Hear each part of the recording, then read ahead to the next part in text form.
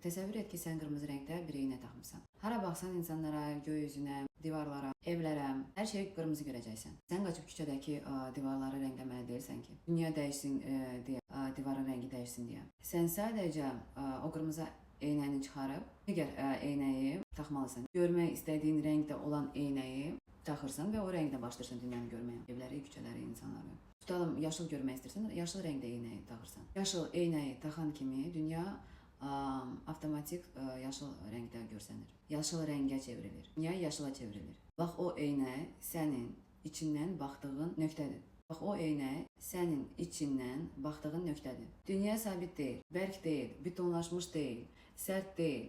Dünya sadəcə o eynəyə görə formalaşır. Vəsə. Biz dünyanı olduğu kimi yox, öz daxili vəziyyətimiz necədirsə, inanclarımız necədirsə, proqramlarımız necədirsə, dünyanı da elə görürük. Sən içini dəyişəndə, dünyada, vəziyyətdə, insanlar da dəyişir. Dəyişikliyə uyğun olaraq yenidən qurulur.